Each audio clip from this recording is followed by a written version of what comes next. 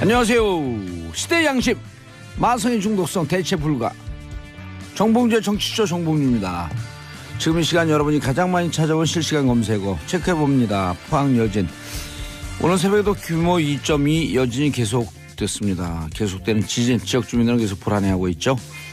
수원 광교 화재 공사 현장에서 불길이 솟았고요. 한 명 사망, 동료 대피시키다가 목숨을 잃었다는 짠한 소식입니다. 어제는 소방청에서 대응을 신속하게 잘했다는 박수를 받고 있습니다만 한 명의 사망, 14명은 가벼운 경상이라고 하죠.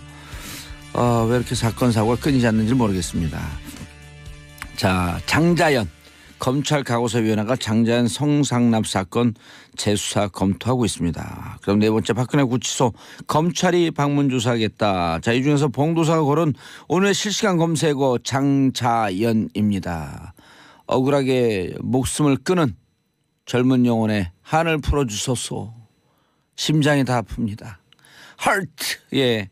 Alone 들으면.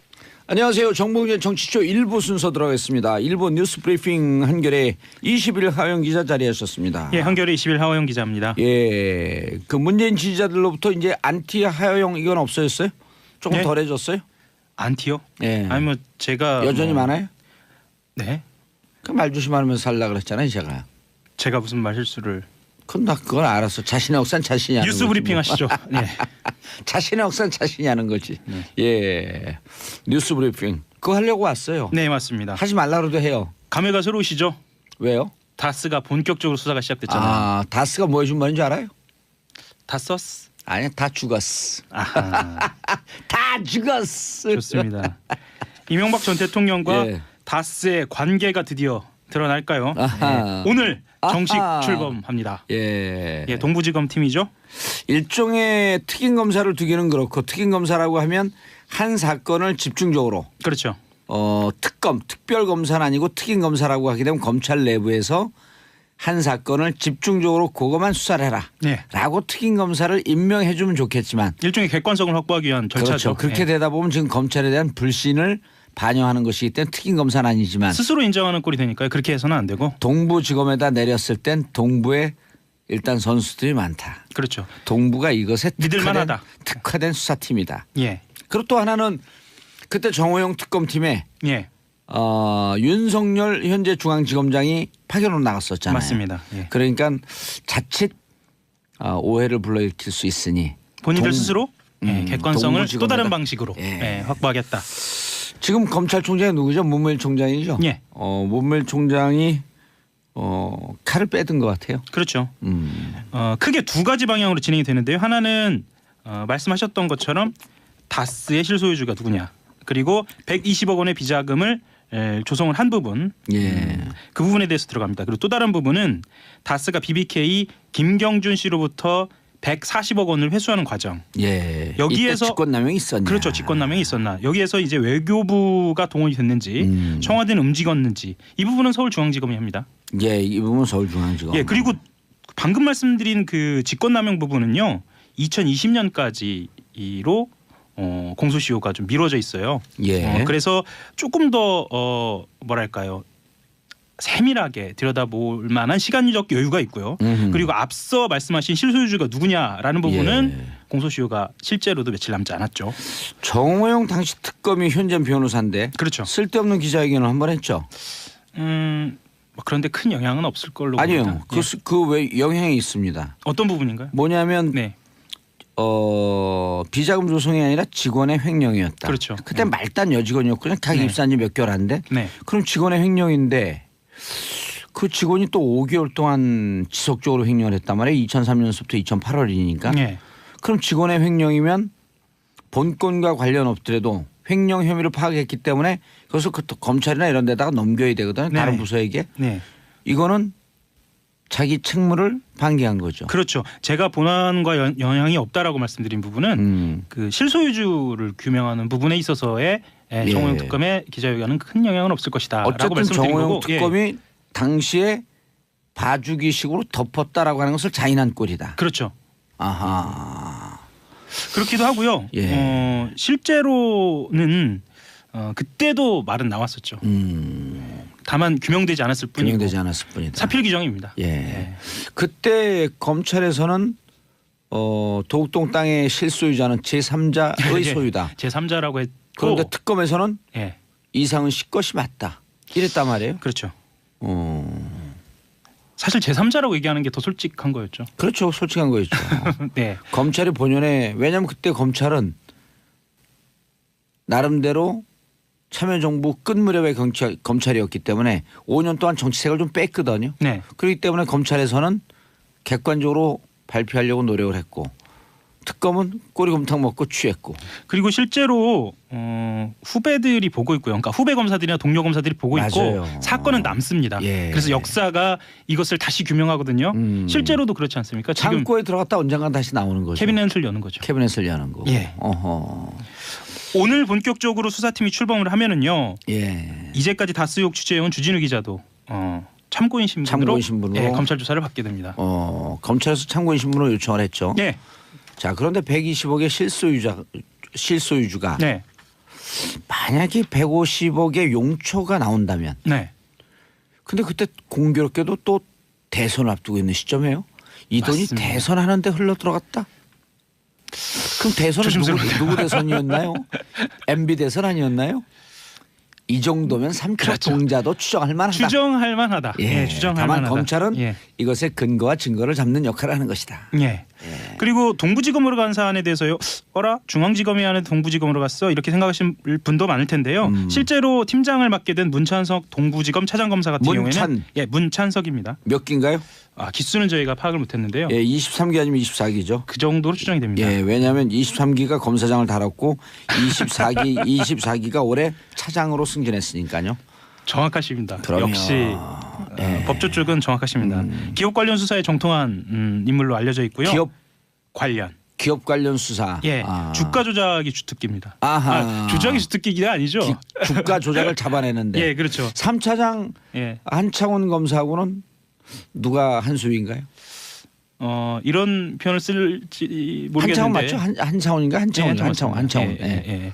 막상막하 아. 정도 되지 않을까요? 한창훈 검사가 27기. 네. 27기의 에이스. 네. 이른바 알파고라고 하는 인공지능으로 불리는. 이 문 검사 같은 경우에는 네. 증권범죄합동수사단장도 지냈어요. 오호. 예. 그래서 적합한 인물이다 이렇게 평가를 받고 있습니다. 선수다. 네. 검찰에서 자타가 공인하는 선수가 붙었다. 네, 지켜볼 일입니다. 예. 그리고 주진우 기자도 오늘 출석해서 이러저러하게 도움을 많이 줄 것이니까요. 예. 네.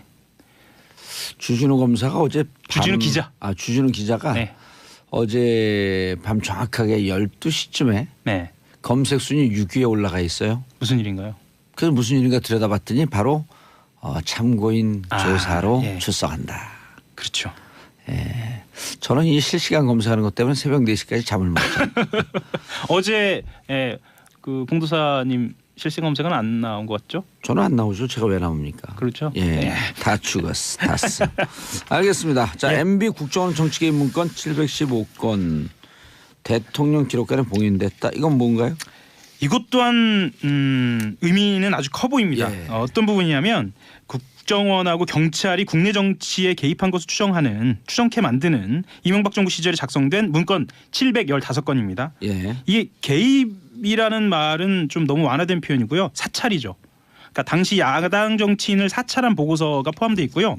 그 내용을 좀 보면은 우상호 좌익 진영의 대선 견약 물밑 움직임의 촉각 뭐 이런 내용도 있고요. 민주당 조선일보의 박원순 죽이기 기획 주재설의 촉각 뭐 이런 내용도 있고요. 이 정봉주도 있던데. 네, 그렇죠. 예. 2040 대정부 불만 요인 진단 및 고려 사항 뭐 이런 것도 있고요. 예. SNS 선거 영향력 진단 및 고려 사항 뭐 이렇게 해서요. 청와대에서 유력한 야당 정치인이나 SNS와 관련돼서 아주 매우 지대하게 관심이 많았던 것으로 보이는 문건들이 다수 포함되어 있습니다. 이 문건 같은 경우에는 이른바 사찰 문건이네요. 그렇죠. 이 문건 같은 경우에는 실제로는 조사나 수사가 이루어졌어야 하는 부분들이거든요. 예.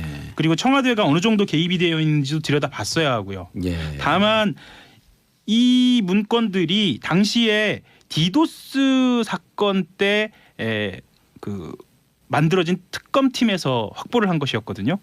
그래서 당시에는 수사범위에 포함되어 있지 않다라는 판단을 해서인지 압수물 처분 규정에 따라서 반환한 것으로 그렇게 알려져 있습니다. 예. 그런데 당시 지휘 라인을 보면 황교안 장관이나 김진태 총장, 뭐 김수남 서울중앙지검장 등이 있어서 이게 과연 공명정대하게 반환이 됐느냐, 그리고 이 내용에 어떤 부분이 있느냐, 또 수사를 해 보면 어떤 범죄 혐의가 드러나느냐, 또 타고 올라가다 보면 이명박 대통령의 지시가 혹시 등장하지는 않을까, 뭐 이런 의혹들, 이런 의심들이 충분히 제기될 만합니다. 반환이 아니라 대통령 기록관에 이관된 거죠. 이관입니다. 이관이죠. 예, 이관입니다. 그래서 이 봉인된 부분을 네.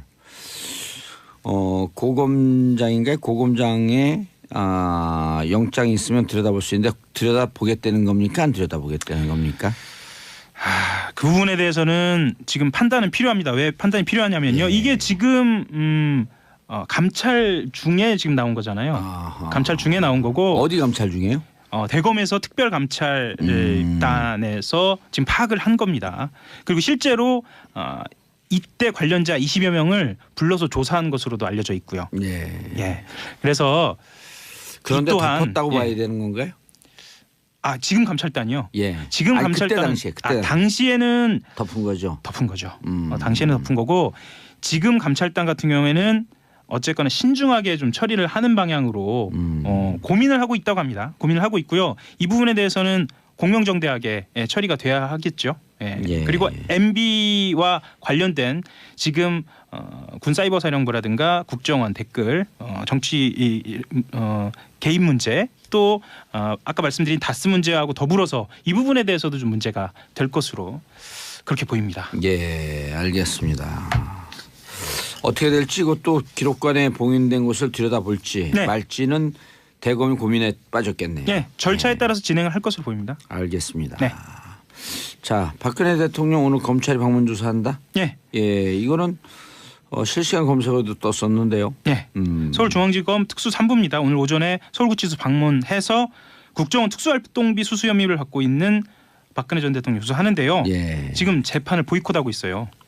보이콧하고 있어서 이 방문 조사 또한 제대로 응할지 이것은 미지수입니다. 예. 응하지 않을 것으로 사실 전망하고 있고요. 국정원 특수활동비 수수 혐의 포함해서 화이트리스트나 세월호 보고 시간 조작 등을 집중 조사할 예정입니다. 예. 이거하고 포함해서 박근혜 대통령 근황 이야기도 좀 나오고 있어요. 독방 예. 지금 있죠. 예. 3.5평입니다. 3.5평 꽤 넓은 거 이만해요. 지금 우리 지금 스튜디오가 3.5평인가요? 요거보다 조금 작습니다. 아, 그래요? 예. 평소에는 방 청소 식사 설거지 하고 있다 뭐 이런 얘기까지 나오고요. 예, 그리고 1시간 정도 걷는 운동, 매일 하루에 1시간 정도 걷는 운동이 있나 봐요. 원래 서울구치소는 30분 주는데요. 네. 전직 대통령이니까 뭐 조금 더 주겠죠. 아, 그런가요? 예. 그리고 독서를 하는 것도 알려져 있는데요. 이 말씀 조금 드릴까요? 김주영의 대하소설 객주. 아하. 재밌는 건 만화가 하나 있습니다. 예. 예, 바람의 파이터라는 바람파이터 배달. 최배달이 예, 나오는. 최배달 만화 그 우리 20년 전에 본 건데. 그렇죠. 예. 예. 이게 그 넘버 3 아시죠? 그 예. 영화. 예. 그 넘버 3에 나온 대사로도 유명하죠. 너 소야? 일로 와봐. 뭐 이런 거 있잖아요. 아, 너 소야 이리 와봐. 예. 빡 치킨 거 소뼈 예. 부러뜨. 예. 소 부러질 뿔 때까지. 부러- 예.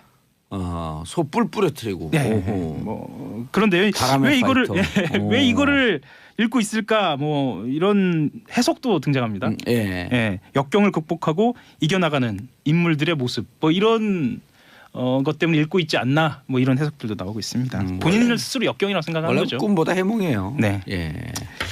다음 뉴스 포항 여진 계속되고 있다고요? 지금 26일 오전 4시 5분쯤에 예. 포항시 북구 북쪽에서 규모 2.2의 지진이 발생했는데요. 예. 어제죠. 여진입니까? 아니면 새로운 지진입니까? 여진입니다. 여진이에요. 이재민들은 여전히 체육관 생활하고 있는데. 예, 체육관 생활하고 있고 사실 날도 춥잖아요, 지금. 많이 알려져 있지 않은데 감소하던 이재민이 조금 더 늘었어요. 왜요? 이게 피사의 아파트라고 뭐 이런 얘기도 나왔는데 아파트가 개성 기운 아파트. 거군요. 예. 그래서 안전 점검 결과가 나왔는데요. 23일 날 예. 30여 가구가 대피소로 옮겼어요. 이게 안전 D 등급 좀 나왔나 보네요. 예. 그래서 거주하기가 불가능하다. 예, 거주가 불가능하다. 그래서 좀 감소를 하다가 예. 흥해 실내체육관에 400명 조금 넘습니다. 아하. 400명 정도 있고요. 독도 체험 수련관에 117명, 232가구나 아직도 연말에 있습니다. 진짜 그 국민 모두 여러분 모두 관심을 좀 가져줘야 되고요. 네, 정부 관계자들도 좀 관심을 갖고 빨리 거주지로 임시 거주지를 좀 만들어갖고. 그럼요. 이게 텐트 생활이 너무 힘들거든요. 그리고 그 요즘 독감 유행이잖아요. 그렇죠, 그렇죠. 예. 체육관에 독감 걸리면 또 한 번에 쫙 퍼지니까. 네, 알겠습니다. 포항 이재명 관심 가져주시고요. 하영 기자님 인사하시고요. 네, 한겨레 11 하우영이었습니다. 감사합니다. 예, 저는 광고 듣고 2부 언니 뉴스로 돌아옵니다. 채널 고정 홍제 정치쇼 2부 순서 송년 특집 2017년을 흔든 언니 뉴스 샵1035 짧은 문자 50원 긴 문자 100원. 오늘은 아무 패널이 다 계시구나. 자, 오늘 함께 하실 분 우리 유령입니다. 함께 하실 분 누구시죠? 최민희 의원님. 안녕하세요. 예, 양지열 변호사님. 네, 안녕하세요. 예, 고란 사이. 네, 안녕하세요. 중앙일보. 며칠 전에 우리 어머니 구순잔치를 했는데 고란사를 못 불렀네요. 근데 양 변호사님, 근데 어제 재밌는 얘기 들었어요. 어떤 지금 아침 방송 하시잖아요. 이게 와. 예, 아침 방송 메인 해갖고 앵커, 메인 앵커. 메인 앵커. 그 이제 그 양 변호사님이 그랬대 PD한테 다른 걸 다 접고 여기 집중하겠습니다. 올인하겠다. 그랬더니 우리도? 그냥 자유롭게 하세요. 누가 그런 얘기를 또 그게 그 팩트예요. 가짜 뉴스예요. 누가 그런 얘기를 하던가요? PD와 저는 그런 대화를 나눈 적이 없습니다. 가짜 뉴스죠. 근데 가짜 뉴스다 그랬어. 예. 왜냐면 양지열 변호사가 그럴 뿐이 아니다 절대로. 언니 저희를 뉴스를 버리시면 안 버릴 되죠. 뿐이 아니다. 그렇지. 아니 근데 언제까지 해요 그거? 아직 논의가 안 됐습니다. 왜 다른 방송 스케줄을 제가 여기서 얘기를 논의를 하고 아니 있는데. 나는 메인이 되라고 막 계속 박수를 치고 있거든. 어차피 겹치는 시간이 아니니까 예. 저희를 버리지 마세요. 우리를 아니 고 기자님이 또 우리를 어여삐 굽어 살피소서. 왜 예. 그러세요 연말에 갑자기? 목소리는 남자 목소리 예. 세상에. 평소에 잘해주시지 갑자기. 자 오늘은 송년 스페셜 2017년을 흔든 언니 뉴스를 골라봤습니다. 최민희 의원님 예. 뭐예요? 예, 2017년을 흔든 언니 뉴스 첫 번째 예. 82년생 김지영 신드롬을 가져왔습니다. 예. 혹시 봉도사님은 읽으셨죠? 읽었죠. 예. 이게 조남주 작가의 소설인데요. 예. 이 82년생 김지영이 정말 많은 여성들에게 공감을 얻었습니다. 저는 그걸 보면서 실화인 줄 알았어요. 근데 실화죠 사실은. 실화죠. 실화죠. 예. 그리고 실화의 베이스를 둔. 이게 네. 82년생 김지영이 왜 제목이 82년생 김지영인지 몰라요. 그 82년생 중에 김지영이? 가장 많은 여자 이름이 김지영이래요. 네. 네. 그 통계청에서 발표한 거예요? 네, 예. 예, 가짜 이거- 뉴스 아니에요? 아니 실화입니다. 실화. 그 실화인데 83년생은 뭐예요? 제일 많은 게. 모르겠습니다. 81년생은요? 모르겠습니다. 60년생은 제일 많은 이름이 뭔지 모르죠. 모든 이름에 봉자가 들어가요. 최민희가 아니라 원래 최봉이었었어요. 최봉이 네. 근데 이 조남주 작가가요. 원래 방송 이 구성 작가를 오래 해서 나중에 이제 소설 뒤에 보시면 거기에 통계 자료도 많이 나와 있습니다. 그 PD 수첩 작가였던 걸로 알고 네. 있는데. PD 수첩 작가예요? 네. 근데 이제 이 책이 노회찬 정의당 의원이 청와대 오찬 때 예. 이 책 얘기했고 대통령에게 선물한 거죠. 네. 그다음에 그러면서 화제가 금태섭 됐죠. 의원이 더불어민주당 의원 300명에게 선물하면서 뭐 일단 유명해졌는데 그것 때문이라기보다는 읽어본 분들이 계속 권해서 50만 맞아요. 부가 팔린 베스트셀러가 됐는데 저는 이 책을 우리 딸이 읽으라 그래서 읽었습니다. 이거 꼭 읽어야 된다고. 엄마의 의식구조 전환이 필요하다고. 양 변호사님 책 보셨어요? 거짓말하면 안 되죠. 예. 저는 못 봤습니다. 예, 저는 책을 펼치면서부터 눈물이 나더라고. 책을 펼치면서부터. 그리고 지금 표정이 처음에 그 약간 치매로부터 스토리가 시작이 되잖아요. 네, 네. 이게 어느 날 이게 그 실화일까? 그런데 여성들이 출산 이후에 오는 충격들이 있잖아요. 네, 예. 그런 게 좀 그런 기억이 떠올리니까 이해가 되더라고. 그래서 우리 양 언니처럼 안 읽으신 분을 위해서 줄거리 잠깐 줄거리를 오늘 왜 소개해 드리도록 하겠습니다. 왜 저를 이렇게 계속 공격하시죠? 공격이 아니고 배려인데요. 네, 알겠습니다. 예. 눈빛쯤 지금 레이저를 쐈어요. 봉도사님이 지금 말씀하셨듯이 어느 날 갑자기 34살 김지영 씨가 그 약간 빙의 현상을 보이는 겁니다. 예, 그래서 친정 어머니가 빙의한 것처럼 해서 친정 어머니가 할 수 있는 속마음을 털어놓는 거예요. 예, 그런 식으로 이상 증세가 나타나고 남편한테는 네. 남편이 사귀던 옛 애인의 모습으로 빙의를 하는 거예요. 아. 예, 그래서 남편에게 그 못다한 얘기 있잖아요. 예. 사실은 김지영 씨의 속마음이죠. 그게 그런 얘기들을 하는 장면이죠. 그래서 남편이 처음에 이상하게 생각하다가 이제 병원에 병원을 데리고 데리고 가고. 가서 치료를 받으면서 그 치료 과정에서 김지영 씨가 겪은 정말 이거는 공식적인 통계 안에 숨어 있는 그 자질구레한 일상 속에서의 성차별, 일상 속에서의 비적대적 모순관계 속에서의 모든 압박 그런 것들이 운동권 용어로 써 거기다. 그게 너무나 정확한 것 같아요. 이 경우는. 예. 네. 그래서 그 얘기를 쭉 풀어나가는 거죠. 우리 옛날 학생 운동할 때 맨날 적대적 모순이냐 비적대적 모순이냐 갖고 맨날 싸웠거든요. 네, 근데 이게 정말 어떤 부분에서 좀 막 살떨리는 느낌이 드는 게 정말 우리가 겪은 모든 상황이 장면에 맞아요. 적나라하게 묘사가 돼 있죠. 그리고 저는 그 대목에서 또 가슴 아팠던 중에 하나가 낮에 그 애를 재우고 커피 1,500원짜리 커피를 사 먹는데 맘충. 그 지나가던 직장인들이 아유 팔자 좋다. 남편은 나가서 이제 개고생하는데 저렇게 앉아서 커피 마시고 맘충이라 그러면서 지나가죠. 네, 맘충. 그래서 집에 와서 이제 저녁에 울면서 남편한테 얘기해. 내가 그렇게 고생하면서 나도 우리 집안을 일궜는데 이거 1,500원짜리 커피 하나 먹을 자격이 없냐고. 걔 막 울면서 얘기하는데 무슨 미안함이 있냐면 낮에 그 동네에서 이제 선거운동 하다 보면 낮에 이제 몰려다니면서 밥 먹고 다니는 아줌마들이 있거든. 이거 속으로 무척 욕했거든. 어머 왜 점심에. 욕하셨어요? 아니 근데 왜 그랬냐면 가장 떠들고 가장 목소리가 큰 분들이라 그러고 10,000원 넘어가면 또 그 음식점 막 욕을 해요. 9,900원이지 10,000원이 넘으면 어떡하냐고. 근데 그럴 때 사실 겉으로 티는 안 내지만 남편들은 고생하는데 저렇게 몰려다니면서 막 밥 먹고 이러는 게 속으로 좀 부정적으로 생각한 게 막 미안하더라고요. 전업주부는 24시간 노동이에요. 맞아요. 네. 그래서 우리가 또 그 국회에서 잘리고 난 다음에 전업주부도 해봤잖아요. 네. 그런데 저는 이제 우리 세대에는 예. 그런 일들이 비일비재였어요. 그런데 이 82년생 김지영의 경우는 배울 만큼 배웠고 부모들이 남녀 차별 없이 교육시킨 세대거든요. 뿐만 아니라 페미니즘이 어느 정도 막 그냥 초기 논란이 아니라 그냥 일상으로 자리 잡아가는 그 과도기인데 우리가 겪은 거랑 똑같은 걸 겪더라고요. 그게 저한테는 참 이상했어요. 저는 굳이 책을 안 읽은 변명을 하자면 사실 이제 제 동생들이 입 또래 동생들이 있고 저는 여동생이 셋이나 되거든요. 그래서 이제 그래서 그럼 광주에 있는 양언니구나. 한의사는 여동생이에요? 예. 남동생이 아니었어요? 아 그럼 진실 가서 약을 받아올 거. 아니 왜 여동생을 남녀 차별을 그런 식으로 하십니까? 남비 여존사. 남비 여존 사상이 너무 투철하시구나. 그리고 이제 제가 딱 직장 생활을 하고 한 10년 정도 저랑 이제 후배들이다 보니까 급격하게 여자 후배들이 늘어나는 현상을 저는 이제 안에 있으면서 겪었거든요.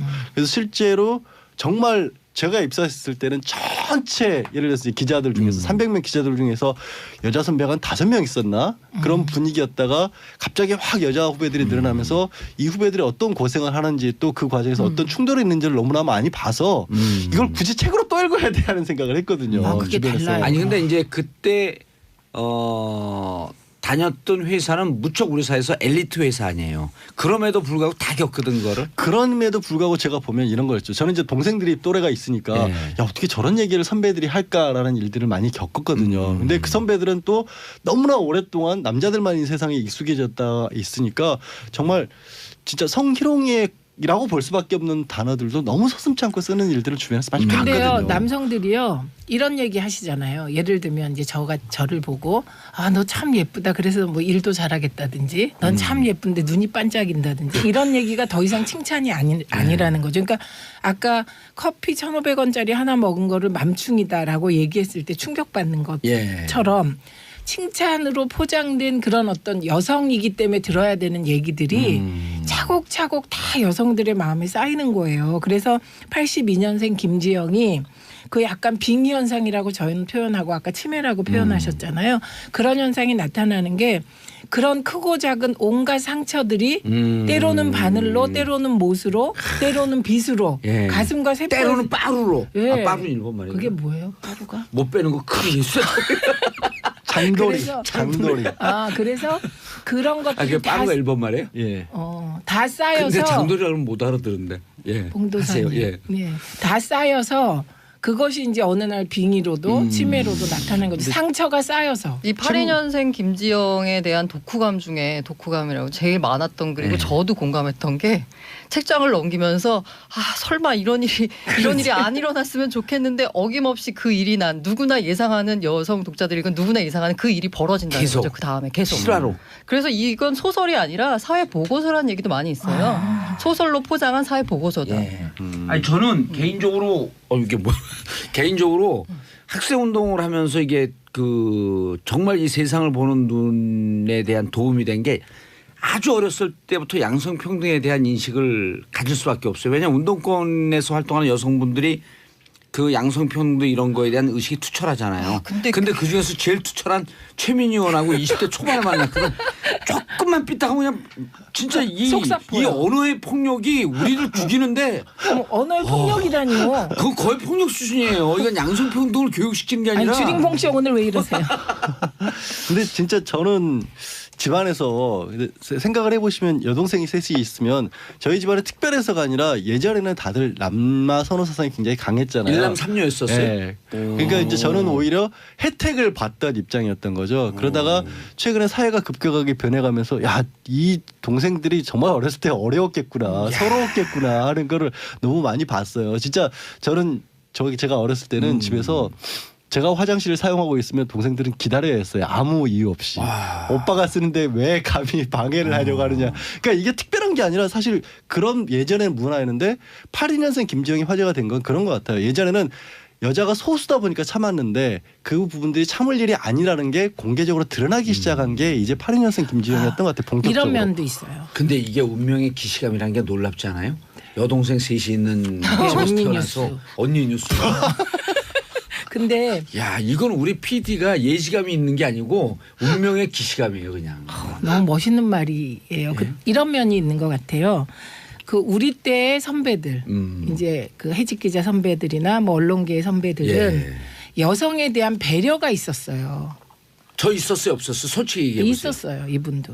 저는 빅이었죠 빅. 네, 굉장히 그 젠틀맨이셨는데 그런데 기분이 좋아지는데 별로. 82년생 김지영 세대는 여성 수가 많아지면서 여성과 남성이 직장에서 경쟁 관계가 시작되는 거잖아요. 그렇게 되면서 그런 과거에 남성 중심의 문화에서 우리 선배들이나 우리 세대가 여성을 배려하던 것도 거의 없어지는 거예요. 그래서 과도기적으로 더 힘든 세대였을 것 같아요. 아니 그 배려라는 할 말이 말이 말씀할 것 같아요. 아니 배려라는 아니, 어쨌든 말이 좀 기분이 확 그런데 나빠졌어요? 아니 그게 아니라 아까 운동권에서 뭐 배웠다라고 하는데 사실 그때랑 제가 학교를 다니던 시절과 뭐가 좀 달라졌을지 모르겠지만 그 운동권 내에서 가장 문제됐던 분위기 중에서 하나도 그 남성 중심적인 문화였거든요. 마초 문화가 심했죠. 네, 근데 더 이제 심한, 오히려 최민희 더 이런 심한. 분하고 생활하면은 마초 문화가 있을 수가 없어요. 그냥 마초 문화가 있었지. 한 대씩 맞고. 그래서 어쨌든 이게 의식적으로는 혹은 교육적으로는 혹은 정치적으로 올바른 거는 여성 평등이나 남자 평등을 얘기하면서 사실 일생활의 미시적인 부분에서는 그게 실천이 안 되고 의식적으로도 많이 바뀌지가 않고 있는 상황에서 벌어지는 충돌 모순이 지금 이렇게 소설 하나로 드러난 거라고 보고 있거든요. 예. 네. 그 제가 그 사실 몇 년생이에요? 근데 고란 기자님 최란 기자를. 네. 2000년생이죠? 네, 그렇습니다. 아니 2000학번이고 82년생이죠. 아니 아닙니다. 2000년생이라니까. 왜 얼굴이 붉어지고 어머, 그냥 여성은 버벅거리세요? 네, 아, 네, 이거 뭐 그렇습니다. 나이 물어보면 안 되는구나. 죄송합니다. 02년생에게 82년이냐고 물어봐갖고. 네. 그래서 이 책을 보시면은 예. 제가 약간 자랑할 게 그 책의 해설을 쓴 여성학자가 있는데요. 아. 제 친구분이세요. 이름이 야 이게 쿠션 깔때기거든요. 네. 최근 어. 신간도 출간됐으니까 한번 읽어보시고요. 그 신간이 뭔데요? 뭔데? 나의 첫 젠더 수업이라는 책인데 그 누구의 이름도 읽어봐야겠다. 얘기해. 예, 김고연주고 서울시 젠더 자문관으로 있습니다. 예. 아, 네. 네, 근데 공무원이네요. 네, 네, 아니요. 비정규직입니다. 예. 근데 이 친구가 보도사님한테 안 좋은 걸 배우는 것 같아요. 자꾸 고 기자님이.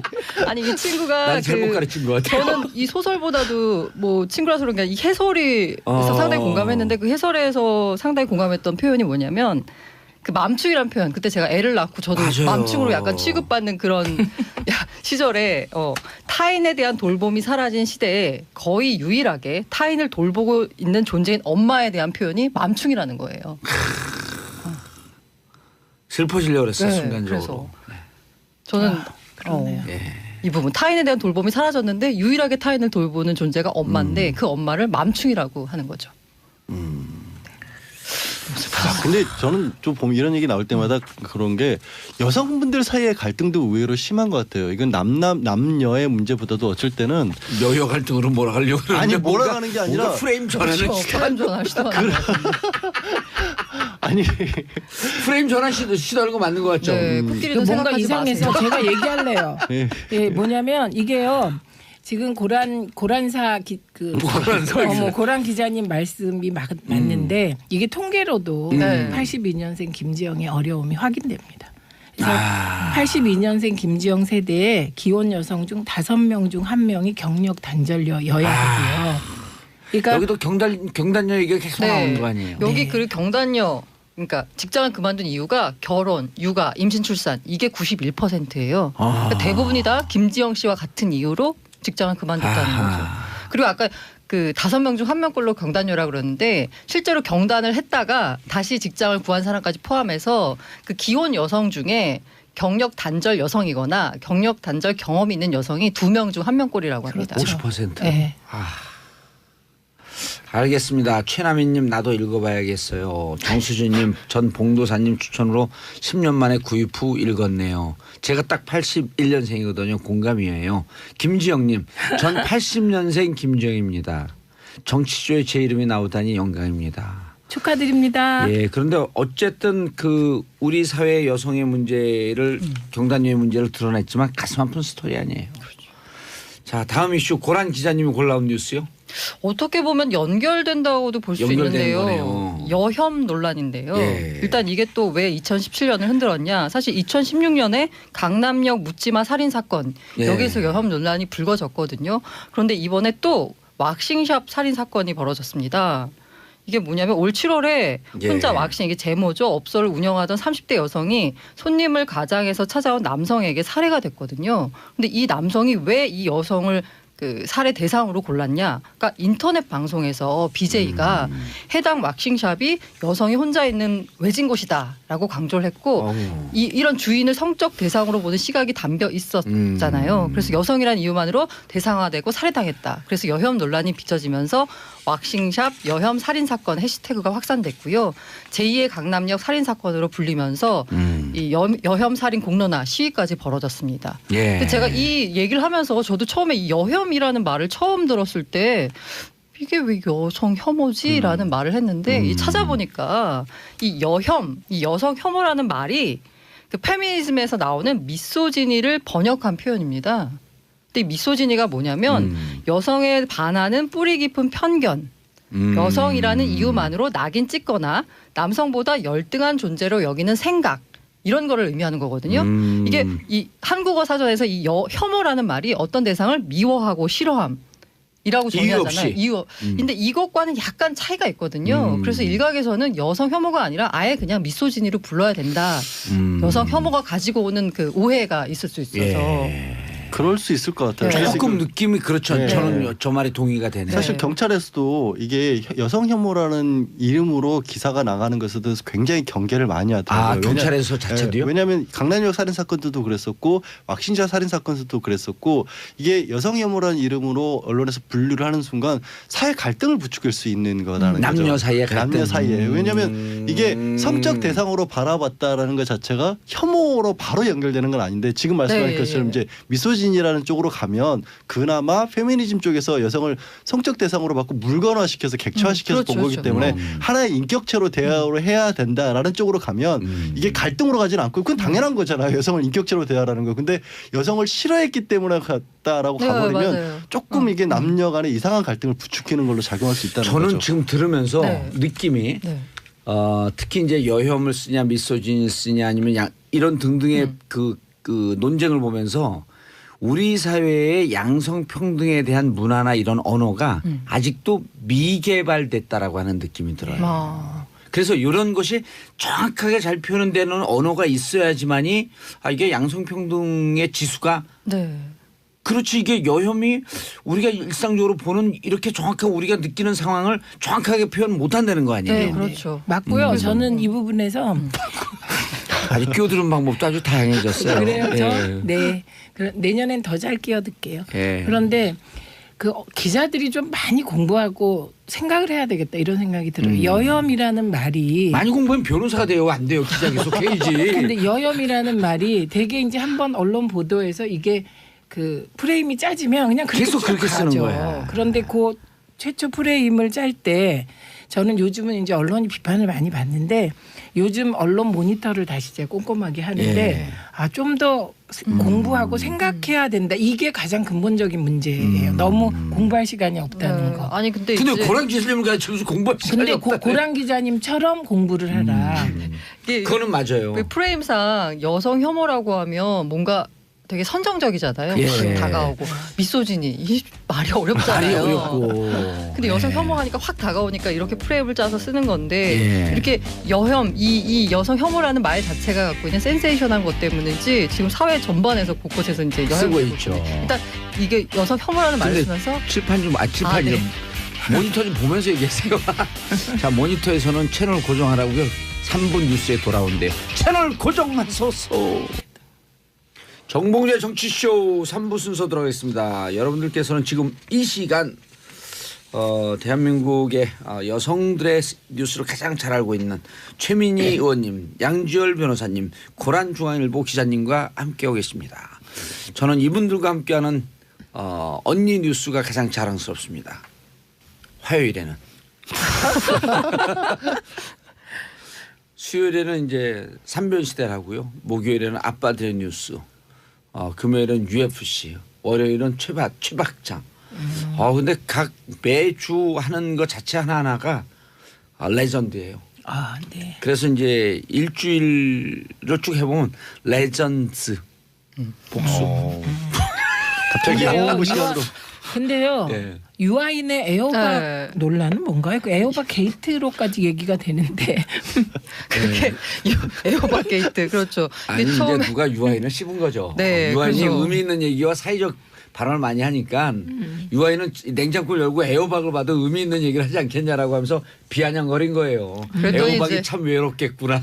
그랬더니 유아인이 에어박으로 맞아봤음이라고 이제 농담을 했는데 예, 그게 이제 이게 커진 왜 거지. 여혐 논란으로 비화됐는지 잘 아 모르겠는데. 그래요? 여혐 예. 논란으로 갔어요? 비화되면서 갑자기 유아인이 그 설전의 오간권 때 나는 페미니스트다 이러면서 난데없는 페미니스트 선언을 하면서 왜냐하면 유아인 씨가 어린 나이임에도 불구하고 네. 사회적 개념 그러니까 그 미닝아웃을 많이 해요. 글을 참 잘 쓰시더라고요. 예. 이 배우분이 이렇게 글을 잘 쓰시나 싶을 정도로. 아니 그리고 어머? 본인 그거는 아, 배움이에요, 배움. 죄송합니다. 네. 네.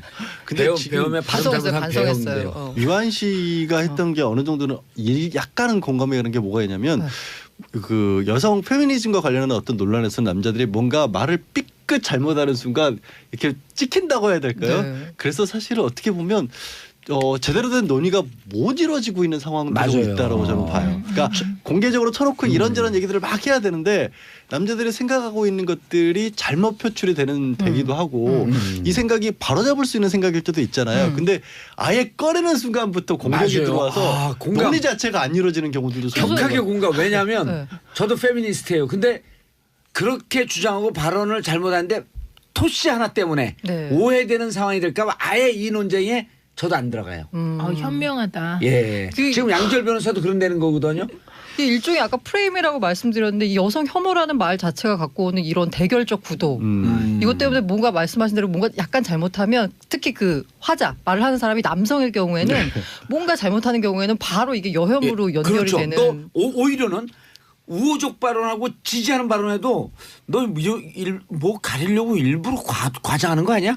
라는 시선까지 있어요. 네. 그렇기 때문에 불안해서 못 들어가는 거야. 그래서 어떻게 양절 변호사님 격하게 공감하시죠? 네, 그렇습니다. 네. 이게 우리 남자 만나봐. 이게 막 정의당까지 같이 해서 메갈 논란으로 뜨겁고 아, 막 예. 올해 유독 뜨거웠던 것 같아요. 왜 그랬을까요? 이게 아까 김지영 그 소설 논란? 하면서 그 페미니즘이 부각이 되면서 그에 대한 반발로 오히려 여혐이 더 됐다고도 볼 수 있는데 전 다른 각도로 생각해요. 그 양성평등으로 가는 성장통을 겪고 있는 것 같아요. 그렇죠. 예. 그렇게도 보고 예. 어떻게 보면은 남성들이 기존에 가졌던 그런 기득권이라고 해야 되나 일종의 어떤 권력이 지금 현재는 점점 이렇게 잃어가는 무너지는 거잖아요. 잃는 게 아니죠. 정상으로 돌아가는 그렇죠. 거죠. 정상으로 돌아가는데 말 제대로 하세요. 남성 입장에서는 내 거 뺏긴다라고 생각하잖아요. 원래 어느 그런 남성이 어디 있어요 이러면 요즘. 이제 또 남혐 논란이 아니 그걸 뺏긴다고 생각하는 사람이 어디 있어요. 원래 있어야 될 자리로 돌아간다고 생각하는 거지. 어머. 그리고 아슬아슬하다. 그리고 더군다나 이렇게 특히 이제 젊은 층에서 이게 네. 오히려 더 심한데 여기에는 전반적인 사회적인 청년 실업률의 증가 이것도 한 원인을 한다고 생각하는데요. 알겠습니다. 네, 생각합니다. 예. 아니 그래서 진짜 남자들 입장에서는요. 분명히 그 양성평등에 대한 공감대가 충분하고 페미니즘적 그 마인드가 있음에도 불구하고 자칫 잘못해서 말 토시 하나로 오해될까 봐 말하기가 무척 두려워요. 그래서 요게 이제 성장통을 겪고 누구든지 이렇게 자기 편안하게 찬성도 있고 반대도 있는 사회로 가줘야 돼요. 네.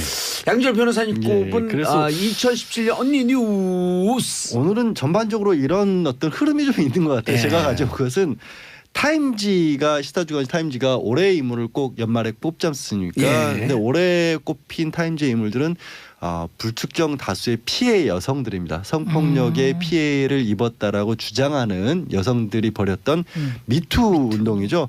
원래 시작은 한 2007년경부터 시작했는데 네. 사실 오래됐네요. 오래됐는데 지난해 10월경에 이제 유명인들이 거론이 되면서 급속도로 얘기가 터진 거죠. 이 뭐 헐리우드의 건물 제작자는 허비 와인스타인이 굉장히 많은 여배우들에게 몹쓸 짓을 했다라는 것을 여배우들이 뭐 앞장서서 폭로를 했고요. 대표적인 인물이 이제 알리사 밀라노가 자기 트위터에서 나도 당했다 하면서 이제 샵 미투라는 어떤 나도 당했다 미투라는 거를 해서 글을 올려보자라고 했더니 갑자기 정말 하룻밤 사이에 관련 글이 1200만 건이 올라오는 일이 있었고 뭐 애슐리 주드, 안젤리나 졸리, 기네스 펠도 상상도 못할 그러네요. 여성들이 이런 일을 겪었다는 게 알려지면서 글자 그대로 한 80여 개국에서 정말 많은 사람들이 동참을 했던 거죠.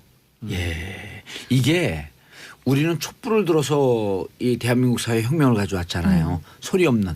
근데 이 미투 운동이 어찌 보면 촛불로 깜짝 놀라서 이 지구의 축을 움직여 놓은 것 같아. 우리가 무관할까? 아니요, 지구의 축을 움직였다라고도 할 수 있는 게 이 파장이 어느 정도였냐면 뭐 배우들로 치면 이분들이 연관됐다는 게 저도 참 황당하긴 놀라긴 했는데 케빈 스페이시나 더스틴 호프만 같이 정말 많은 사랑을 받았던 남자 배우들이 연관이 됐었고요. 세계 정치권을 그야말로 흔들어놨죠. 알라바마에서는 공화당 텃밭인데 예. 이 보궐선거에서 공화당 후보가 결국 떨어졌고 영국에서는 국방장관 사임했습니다. 그리고 실제 부총리도 잘해서 물러났어요. 스스로 목숨을 끊는 정치인들도 많이 있었습니다. 자기가 이런 성추행의 가해자였다. 가해자였다는 게 알려지면서 그래서 미국 같은 경우에는 먼저 시작을 했던 영화나 엔터테인먼트 사회에서 이제 평등 개선 위원회도 만들어졌고요. 스웨덴 같은 경우 스웨덴이 정말 세계적으로도 성적으로 해방된 곳이라고 알려졌는데도 불구하고 아직도 부족했구나라는 걸 반성하는 의미에서 성폭력에 관한 어떤 처벌 내지는 기소를 완화하는 법률 개정안도 만들어지기 시작했습니다. 진짜 세계의 지축이 흔들린 거예요. 근데 우리 영화계에도 요 얘기가 잠깐 나왔다가 사라진 것 같아요. 네, 저는 이것과 직접적인 연관은 없지만 그래서 장자연 사건을 재조사하기로 검토했다라고 했잖아요. 네. 그 실시간 검색 1위에 올랐더라고요. 예. 검찰이 검찰이 잘못된 수사 부분에 있어서 과거사위원회에서 이 부분도 장자연 사건도 재조명을 하기로 했고요. 그거 말고는 솔직히 저는 재조명이에요? 재수사 하기로 했고요. 장자연 사건은요 사실은 벌거숭이 임금이거든요. 네. 모든 사람은 다 알아요. 다만 그 가해자만 아니오라고 하고 있는 거거든. 그거 뻔한 거 아니에요?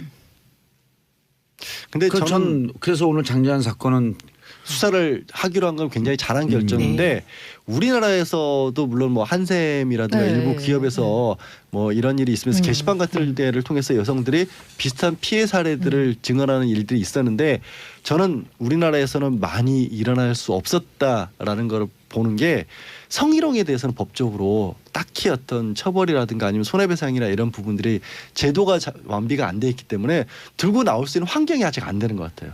직접적인 성폭력의 정도 뭐 성추행이나 성폭행이 당했다라고 한다면 당연히 형사처벌 대상이 되지만 그 전 단계에 대해서는 딱히 해결책이 아직도 없거든요. 그래서 이 미투 운동이 우리나라에서는 본격적으로 확산은 저는 사실 안 됐다고 보는 입장이에요. 맞습니다. 미투 운동 확산돼야 될 것 같은데요. 근데 이게 이제 우리의 전통적인 문화나 뭐 예. 그 유교적 문화에 따른 좀 입 다물고 이상한- 있는 거 아니에요, 네. 지금도? 그리고 우리나라는 유독 그 내부 고발자에 대해서 가혹하죠. 배신자라고 가혹하니까. 오히려 예. 프레임 씌우죠. 아니 그러니까 이제 그 우리가 다 아는 스토리고 취재하다가도 느끼지만 성추행을 당하면 네. 성추행 당한 그 1차 피해로 끝나지 않고 조사받으면서 또 한 번의 네. 그 피해가 오고 그렇죠. 재판 맞아요. 과정에서 또 한 번의 네. 피해가 오고 그 이후에 자신을 바라보는 사회적 인식에 의해서 세 번째 피해가 온다는 거 아니에요? 그러니까 이런 사회적 인식이 바뀌지 않은 미투 운동이 그럼 미투 운동이 확산되지 않고 있는 것은 이 부분에 대해서 우리 사회 후진성 그대로 얘기해 주는 거 아닌가요? 근데 지금 말씀하신 부분은 상당히 많은 부분 실제로 보완이 돼가고 있어요. 직접적인 성폭력 그런 거는 예를 들어서 이제 그 피해자를 위한 국선 변호인 제도가 생겨서 법적으로도 가해자인 범인을 도와주는 게 아니라 피해를 입은 사람이 어떻게 법적으로 내 권리 구제를 받을 수 있는 이런 것도 만들어지는데 제가 지적하고 싶은 거는 그런 거예요. 직장 내에서 벌어지는 성적인 희롱이나 이런 부분에 대해서는 구제책이 없어요. 그러니까 단적인 예로 그렇게 막 계속해서 조직적으로 반복적으로 이루어지면 뭐 미국과 같은 경우에는 대표적으로 징벌적 손해배상이 대상이 되거든요. 예. 그래서 회사에서 그런 일을 하는 건 회사 문 닫을 일이기 때문에 정말로 간부들이나 운영하는 사람들도 조심하는데 아직 우리나라에서는 이게 민사상 손해배상도 안 되고 성희롱 단계에서 형사처벌 대상도 안 되니까 문제를 들고 나온 사람만 손해를 보는 구조가 여전히 유지가 되고 있거든요. 알겠습니다. 우리가 오늘 짚을게요. 올 한 해 특히 이 언니 뉴스에서 짚어야 될 정리해 줄 게 많기 때문에 속도를 붙이겠습니다. 네. 이제는 터보로 가겠습니다. 2017년을 흔든 언니 뉴스 네 번째 예. 바람 생리대 파동입니다. 아, 지금 생리대라는 단어가 음. 이렇게 사회적인 이슈의 중심에 섰다는 것 자체가 사회 변화를 말해주는 것이긴 한데요. 지난 3월에 여성환경연대가 강원대학교 연구팀하고 실험을 진행했는데요. 일회용 생리대 10종에서 총 휘발성 유기화합물, 그러니까 TVOC라는 것이래요. 근데 이게 발암물질인데 이게 방출됐다고 발표했습니다. 이 발암물질은 피부에 접촉될 경우 신경계 장애를 일으킬 수 있다고까지 전해졌고요. 이게 가장 많이 검출된 생리대가 뭐 릴리안이었죠. 그래서 그때 릴리안 사용자들이 부작용으로 생리불순이나 생리통이나 등등을 많이 호소하는 게시글이 잇따랐는데요. 이후 식약처가 5개 생리대 제조업체에 대한 현장 조사를 시행했고요. 매달 7일간 하루에 7.5개씩 평생 사용해도 인체 해롭지 않다 이렇게 결과를 내놔서 무리를 아무도 못 믿죠. 증폭시켰습니다. 예. 아무도 안 믿었어요.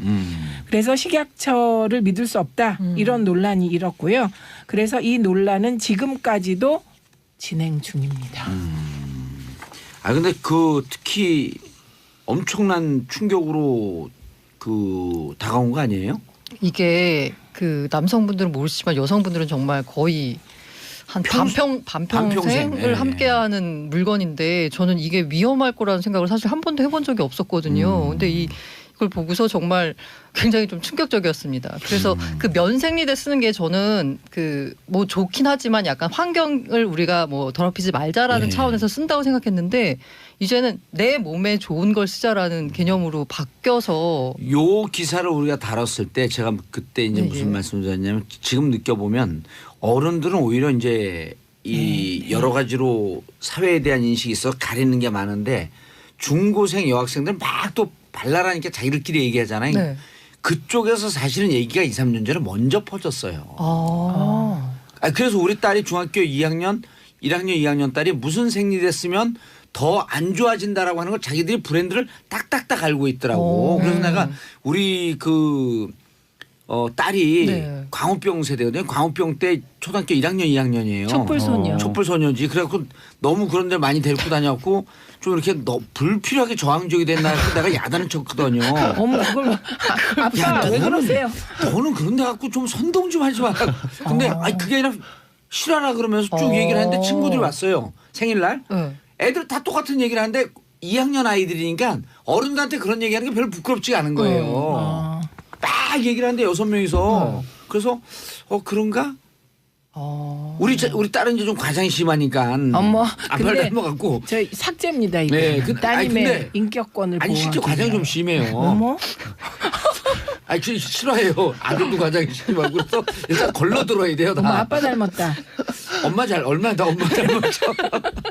아니 근데 그 이후에 생리대 문제가 났을 때 걔들 얘기가 다 사실이었던 거예요. 그 저기 이 대목에서 저만 모르고 혹시 있었네요. 중고등학교 학생들이 배우는 교과서나 내용 보신 적 있어요?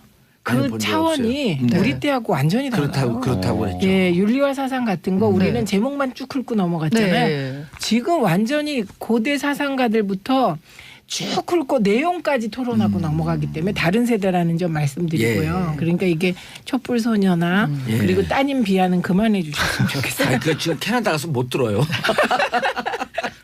그런데 근데 말씀하신 예. 걸 들으면 저는 이제 답답한 게 뭐냐면 아이들이 몸으로 그걸 느끼고 대중적으로 어떤 확산이 돼서 어느 정도 됐을 만큼 실제로는 경험적으로는 그런 답이 나와 있는데 근데 정보는 과학적으로 실험을 했다고 맞아요. 하면 이런 것들은 항상 답이 안 나와요. 그럼 법적으로도 질질 끌다가 유야무야 되고. 법적으로도 이걸 누군가 소송을 통해서 밝혀낸다는 게 현재 상황에서는 도저히 불가능한데 그러다가 어떤 일이 터지죠? 결국 가습기 살균제 같은 일이 그래서 맞아요. 터지거든요. 예. 그러니까 생리대 자체가 그렇다는 게 아니라 그러면 이거가 아직까지도 해결이 안 되고 있는 거예요. 그래서 빨리 지금으로서. 국회에서 집단 소송제 이런 것도 만들고 그래야 돼요. 뭐 그런 것도 만들기도 해야 되고요. 제발 좀 몸과 관련된 안전장치에 있어서는 좀 왜 그게 안 되죠 아직까지도? 최민희 의원님, 네. 근데 저는 그 정말 이게 이럴 때 우리 양지열 변호사님이 아주 중요한 지적을 했는데 저는 국회의원을 우리가 혹시 현직에 복귀했더라도 국회의원 하면서 방송 진행을 계속 하는 게 좋을 것 같아요. 왜냐하면 세상과 직접적인 소통하는 이게 창구가 돼요 채널이. 그거 맞고요. 국회에 그래도 있으면 여의도에만 딱 갇혀 있잖아요. 우리 예. 맞아요. 국회의원들이 현역이 이렇게 겸직할 수 있는 법을 만들면 안 될까? 이게 아니 뭔가 그 거기 사전 정지 작업 전문 용어로 근데 밑밥하시는 어쨌든 건가요? 뭔가 프레임의 전환을 어쨌든 정부와 국회도 가만히 있지 네. 않았습니다. 그래서 대책을 내놓았는데요. 네. 식품의약품안전처에서는 생리대 용기나 포장에 들어가는 모든 성분을 기재하도록 하겠다. 예, 그렇게 해서 이게 전성분 표시제라고 예. 하는데요. 전성분 표시제를 시행하겠다고 밝혔고요. 요게 들어가 있는 약사법 일부 개정 법률안이 국회를 통과했습니다. 근데 이 전성분 표시제로 생리대의 안전성 문제가 해결되겠느냐? 이것도 이제 논란거리입니다. 여자들이 반평생을 몸에 그 지니고 사는 거기 때문에 정말 이 부분에 대해서는 사회적 인식이 확 바뀌어야 될 것 같아요. 네. 예, 알겠습니다. 다음 끊이지 않는 데이트 폭력 우리가 데이트 폭력이라는 표현 쓰지 말자 그러지 않았나요? 그렇죠. 예. 이게 뭐라 그냥 그러죠? 폭력이죠, 예, 폭력. 끊이지 않는 폭력 during 데이트. 데이트 와중에. 이게 일단 화제가 된 게 확실히 이제 사람들이 이 영상을 보면은 공분하게 되잖아요. 예. 이게 그 약수동에서 술 취한 남성이 헤어진 여자친구를 찾아가 주먹과 발로 마구 때려서 치아를 6개 손상시킨 사건이 그걸 너무 목격하는 사람이 많았던 거예요. 아마 몰래 벌어지는 데이트 폭력 훨씬 많을 텐데. CCTV에도 다 찍히는 그렇죠. 거 아니에요? 그리고 이 주민들이 말리니까 시민들이 인근에 세우던 트럭을 몰고 돌진하는 사건이 벌어졌죠. 이게 이제 동영상이 공개되면서 이렇게 파장이 커졌던 건데. 폭력과 충동 조절 장애와 그 네. 주폭이 다 섞인 케이스예요. 그래서 재판에서 2년 실형을 선고받았거든요. 예. 그래서 제가 지금 생각하기에는 2년밖에 안 줬나 싶은데 오히려 나갖고 또 그러면 어떻게 해요? 오히려 이 가해자는 이게 너무 많다라고 불복을 하고 항소장을 제출한 상태입니다. 지금 현재로서는. 그러면서 이제 다시 데이트 폭력이 화제가 됐는데요. 예. 지난 말씀하셨던 대로 봉도사님이 우리가 이거 데이트 폭력이라는 말을 쓰지 말자. 왜냐하면 데이트 폭력하니까 미화돼요. 예. 폭력의 사랑 싸움 같은 느낌. 그렇죠. 네. 이게 사적인 그 뭔가의 분쟁에 공권이 개입하는 듯한 느낌을 주거든요. 맞아요. 근데 그렇게 취급해서는 안 된다는 얘 거죠. 가정폭력도 막 때리고 있는데 아빠가 애를 때리고 있는데 그거 때리지 말라고 그러면 집안일이니까 신경 쓰지 마세요. 부인을 네. 때리고 있는데 이러면 안 되는 거 아니에요. 이제는 폭력은 공개돼야 되는 건데. 네. 그래서 이 데이트 폭력 수치가 얼마나 심각하냐면 올해 8월 그 2014년부터 올해 8월까지 경찰이 검거한 데이트 폭력 피해자가 2만 9천여 명입니다. 그런데 2014년에 한 6,600명 정도 됐거든요. 근데 올해 8월 기준으로 이미 6,900명입니다. 이런 추세라면 올해 검거 인원이 10,000명이 넘을 듯한 추세고요. 이렇게 해서 사망한 사람이 매년 평균 한 47명인데요. 그렇게 따지면 한 뭐 5일에 한 번꼴로 이렇게 예. 데이트 폭력 때문에 죽는 일이 벌어지는 거죠. 사실은 그래. 이제 분류를 하지 말자고는 하지만 뭔가 네. 그러니까 이름은 데이트 폭력이라 안 쓰더라도 따로 보호해야 될 필요성은 있어요. 왜냐하면 이건 일반 형법으로 처벌하는 거가 조금 더 특수하기 때문에 그냥 겉으로 드러난 것만 가지고 피해의 결과만 놓고 봐서 처벌을 하게 되거나 하면 예방 효과가 전혀 없거든요. 네. 오히려 약간 강조를 할 필요성이 있는데 한 가지 문제는 가정폭력 같은 경우에는 네. 결혼한 부부 사이에 일어난 거라서 약간 뭐 특별하게 처우를 합니다. 경찰관이 격리 조치도 한다거나 보호소를 제공을 한다거나. 그런데 결혼을 하지 않은 상태에서의 데이트 폭력은 이도저도 아무것도 아닌 거예요. 현재로서. 그러니까 그냥 일반 형법만 적용을 하다 네. 보니까 한계가 너무 많은 겁니다. 근데 사실 남녀 사이에서 그런 정도의 폭행까지 겉으로 드러날 정도면 그 안에 그 전에 더 많은 일들이 있었을 네. 가능성이 있거든요. 그래서 저는 이거는 이름은 뭐라고 붙이든지 간에 분류를 조금 좀할 필요가 분류를 있다. 해서 아. 좀 아니면 가정폭력의 범위를 아주 넓히다든가 해서 사법적으로 뭔가 처리를 해야 된다고 봐요. 그래서 실제로 그 표창원 의원이 발의한 법안이 있는데 관련해 가지고 이 말씀하신 대로 피해자 보호에 초점을 둬서 격리 조치라든가 뭐 그 어떤 일이 벌어졌을 때는 신고 체계를 구축해야 된다든가 뭐 신변 안전 조치 이런 부분에 초점을 둬서 하고 있고요. 아까 말씀하신 대로 오히려 더 강조해야 된다고 하는데 이 데이트 폭력이라 그래서 이게 남의 애정 싸움에 간섭 개입하는 거 아니냐라는 식으로 하는 우리 경찰이나 검찰의 일단 시선 이게 문제라고 하는데요. 예. 지금 있는 법으로도 엄중하게 처벌할 수 있는데 오히려 데이트 폭력이라고 해서 더 약하게 뭔가 사정이 있었겠거니 하고 봐주는 듯한 그 수사기관의 태도에 문제가 있다라는 네. 지적이 있습니다. 현장에서는요 수사기관들이 곤욕스러운 부분이 굉장히 많아요. 개입한 이후에 좀 피해자가 돌변하는 경우들도 실제로 있거든요. 알겠습니다. 그러니까 그런 것들을 더 강력하게 법이 만들어야 자, 하는 거예요. 샵1035 문자 보내주시고요. 마지막 임신 중절제 폐지 청원. 예. 양지열 변호사님이 가져온 뉴스죠. 저희도 이 시간에서도 많이 다뤘어요. 네. 그러니까 용어 자체도 낙태가 아니라 임신이 중절로 해야 되고 여성에게만 책임을 묻는다는 측면이 굉장히 문제다. 그 조국 민족수업 같은 경우에도 한 3가지 정도 이유를 들어가면서 예. 이게 법적으로 해결해야 될 것이다라고 봤고 현재 헌법재판소에서도 이걸 이제 위헌 여부를 다시 심판에 들어갔거든요. 이미 7년 전에는 이미 4년 전에는 합헌이라고 4년 전에. 봤었습니다. 예. 이게 최종적으로 마지막까지는 합헌이었는데 헌법재판소 구성도 많이 바뀌었기 때문에 예. 어떤 결론이 나올지는 두고 봐야 되는데 문제는 또 이제 거기에 대한 반대의 목소리도 높아지고 있어요. 현재까지 헌법재판소 그 헌법재판 구성원들이 5명은 위원회 뜻을 표했고 3명은 유보. 그다음에 헌재 소장 되시는 분은 검토해보겠다. 검토해보고 사실상 이제 반대쪽에다 사실상 가까우신 걸로 반대쪽. 보여요. 그러면은 이제 6대 3이 되면 6대 4가 되면 바뀔 이제 예. 가능성이 있는데 6대 3이죠? 6대 4가 6대 3. 예. 바뀔 가능성이 있는 거죠. 바뀔성이 있는데 종교 단체를 그렇죠. 중심으로 해서 예. 또 반대 여론도 만만치 않습니다. 이건. 그리고 그 네덜란드의 경우가 예. 청소년의 어떤 성교육을 확실하게 하면서 이게 임신 중절이 맞아요. 뭐 합법이다 뭐 비합법이다 이거보다는 오히려 그 전에 성교육을 맞아요. 잘 시키는 게 더 중요하다. 교육부에서 성교육에 대한 필요성을 좀 더 강조할 필요가 있겠다. 알겠습니다. 올해 2017년을 흔든 언니 뉴스 다 한 번씩 얘기했던 거지만 또 새삼 정리하니까 가슴에 쏙쏙 와닿아요. 머리에 팍팍 꽂히고요. 자, 3분 인사하시고요. 예, 감사합니다. 예, 자, 신년에 다시 뵙는 거죠? 네. 왜 특히 새해 안 복 많이 그러죠? 받으세요. 정리가 우리를 잘 버리지 되니까. 말고. 예, 알겠습니다. 자, 저는 존 레논의 우먼 듣고 광고 듣고 4부 돌아오겠습니다. 정봉재 정치쇼 4부 순서 들어가겠습니다. 여의도 미신타파. 자, 뉴스의 이면을 속속들이 파헤치는 여의도 미신타파죠. 심리분석의 달인 정신과 전문의 최명규 원장님 자리하셨습니다. 네. 왜 인사 안 하세요? 안녕하세요. 안녕하세요. 예. 이게 방송이 진행되면 진행될수록 더욱더 겸손하게 좀 해주시기 네. 바라겠습니다. 우리 겸손한 방송이에요. 자, 문화비평, 시대비평, 뭐든지 비평, 모두까기 비평, 경희대 이태광 교수님. 네, 반갑습니다. 예, 잘하잖아요. 반갑습니다. 네. 자, 이태광 교수님 오늘은 뭘 가져오셨나요? 그렇죠. 지금 연말인데 예. 새해가 이제 다가오고 있습니다. 크리스마스도 지났고. 근데 요즘에 그 20, 30대들의 새해 소망이 퇴사라고 합니다. 그러니까 퇴사. 회사를 나가는 것. 오호. 그러니까 뭐 취업을 해도 그죠? 될까 말까 한데 퇴사를 하겠다라는 것이 지금 새해 소망입니다. 내가 퇴사해 주겠다. 재밌어요. 이 표현이 퇴사해 주겠다입니다. 내가 퇴사하고 말지. 이렇게 이야기하는 거거든요. 자신의 의지. 그걸 보여주는 거예요. 퇴사를 하면은 오히려 축하를 받는. 그 과거에 퇴사를 한다 그러면은 뭔가 이렇게 몰래 퇴사를 한다든가 뭔가 조금 미안스럽게 미안해가지고 이렇게 퇴사를 하는 건데 예. 이제 아주 자신만만하게 자기들 SNS에다가 나 퇴사했다라고 올리고 그걸 또 칭찬을 받고 또는 부러움을 받고 이런 시대가 됐어요. 그래서 왜 20, 30대들이 이렇게 퇴사에 목을 매는가? 왜 퇴사라는 것이 20, 30대들의 삶에 그렇게 중요해졌는가? 그리고 이건 도대체 뭘 의미하는가? 이런 걸 좀 이야기해 볼까 합니다. 예.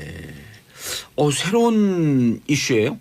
근데 실제로 요새 이렇게 환자분들 이렇게 상담하다가 보면은 연말이 되면서 퇴사에 대한 고민을 얘기하는 분들이 실제로 많으십니다.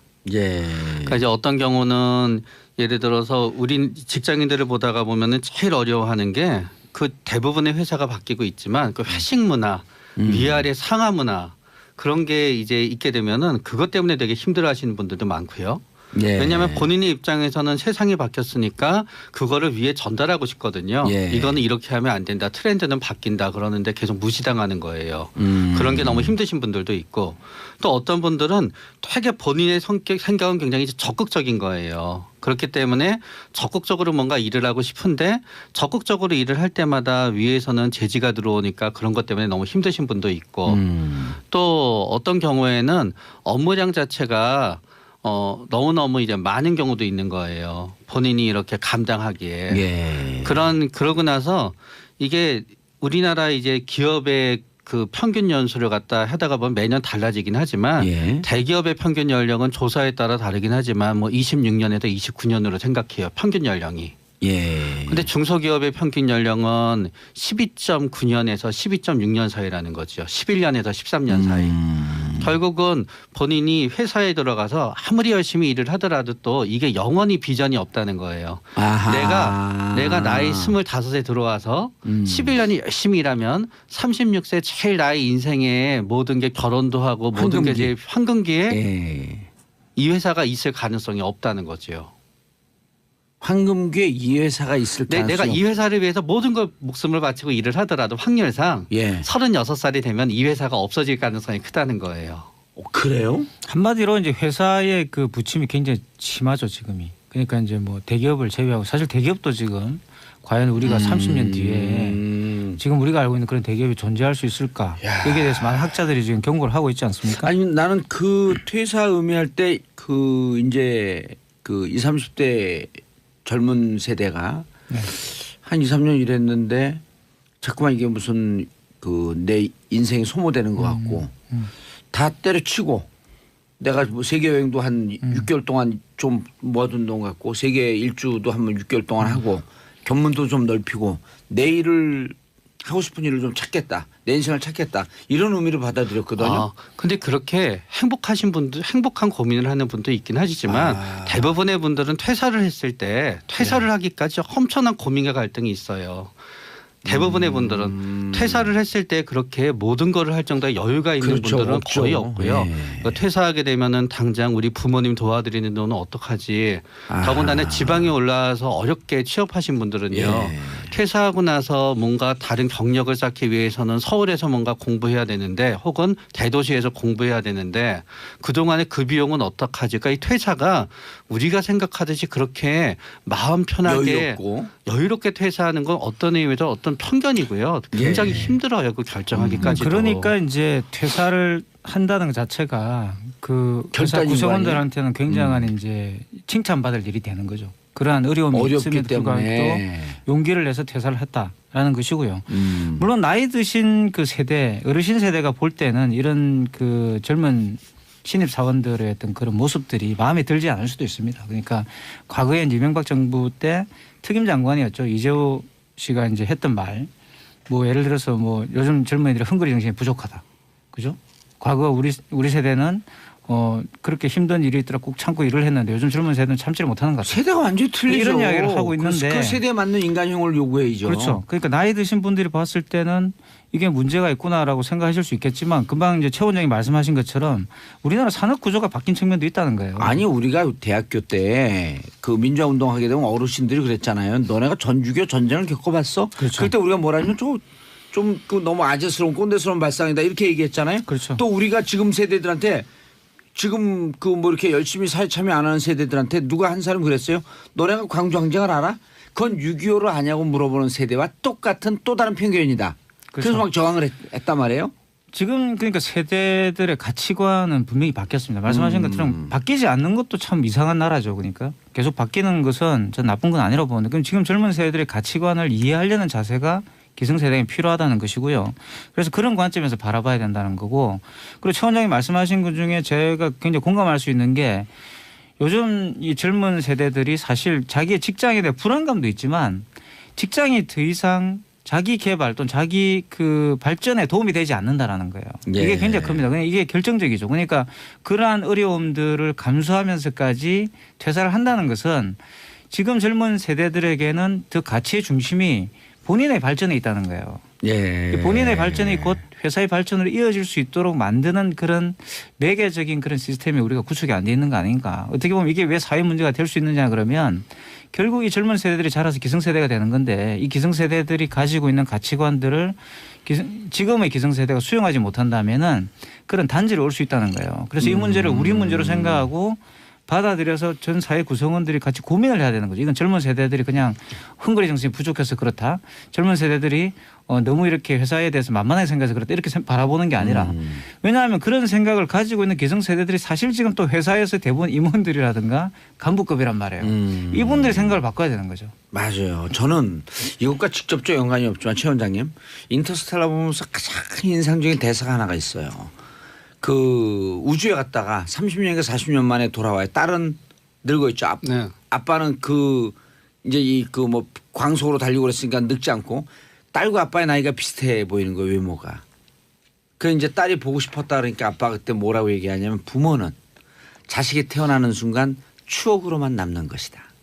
그러니까 부모의 인생을 자식에게 강요해서도 안 되고 내 인생으로 너 인생을 바꾸려고 해서도 안 되고 그냥 딸이 태어나는 순간 기억으로 추억으로만 남는 것이다.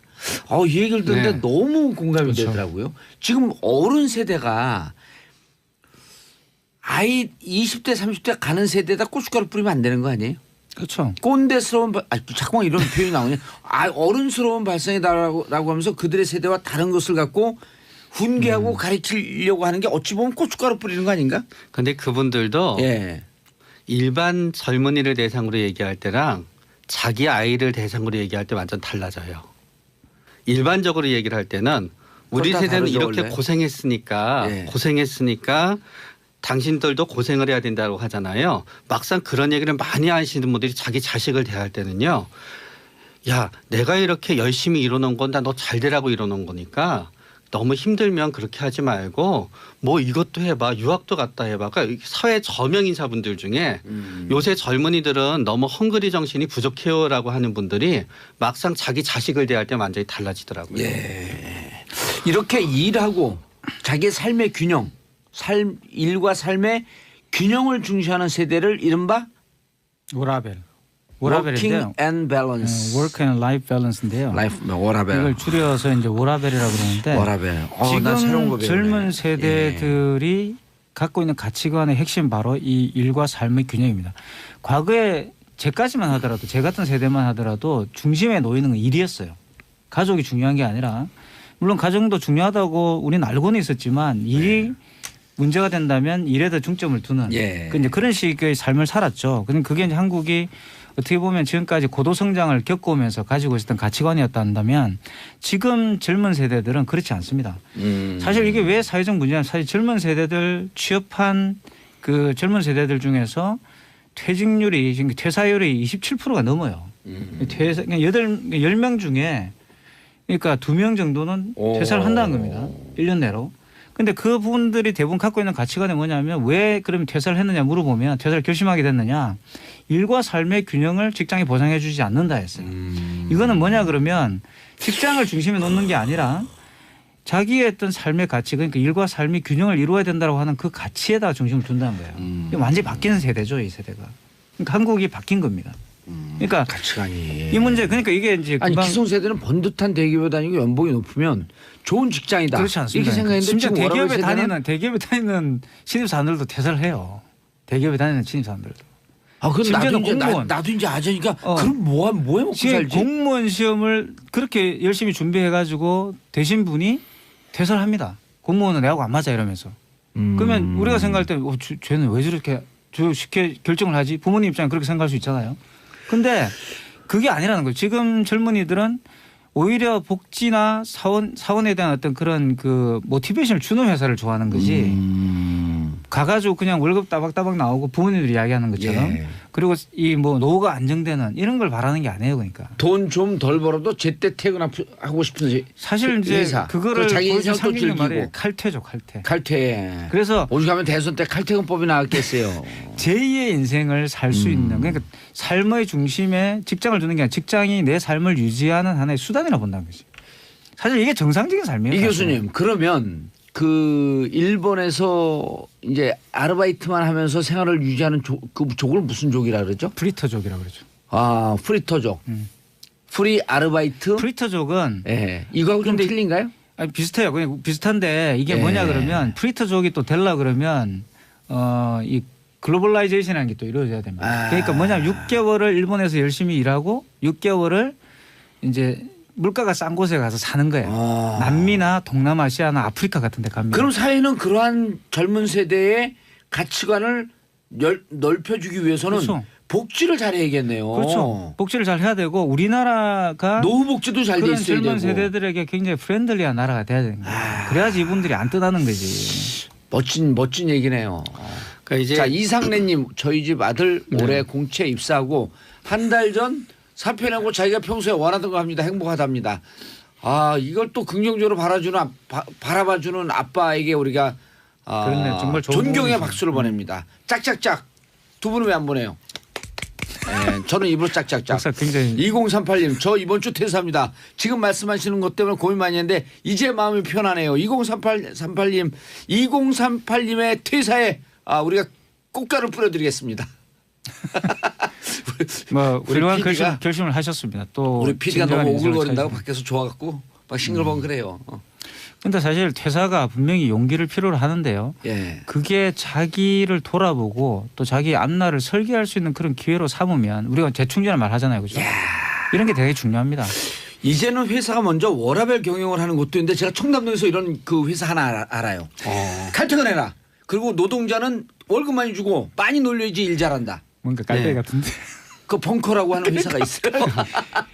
깔때기야. 아니 입사한 지 2년 됐는데. 아니 근데 좋은 회사입니다. 아니 좋은 회사. 입사한 지 네. 2년 됐는데 연봉이 2배로 뛰었어요. 그리고 칼퇴. 근데 추가 근무하면 무조건 시간당 10,000원씩 무조건 책정해주고. 네.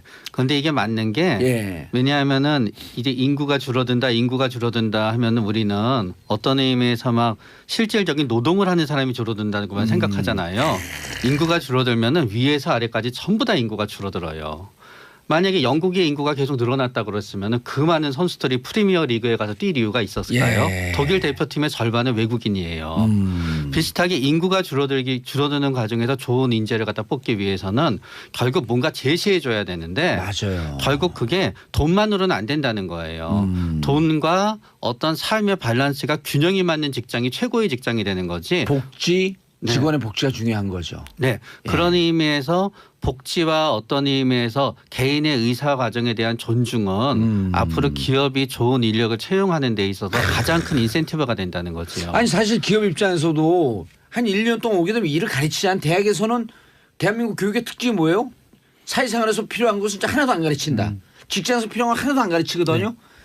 그럼 지가 들어가서 자신들이 들어가서 직장에서 1년 동안 배워 열심히. 그렇죠. 그리고 딱 그만두게 되면 직장에서는 손해를 보는 거죠. 손해를 보는 거기 때문에 네. 워라밸 경영을 해야 될 필요가 있겠다. 나가지 않도록.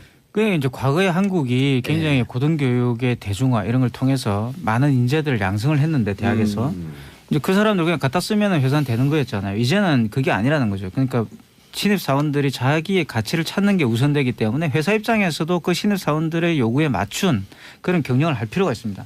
한국이 고도 성장에 멈추는 게 아니라 우리가 박정희 패러다임을 극복해야 한다 그렇게 말을 하지만 사실 이런 걸 극복해야지 박정희 패러다임을 극복할 수 있는 거예요.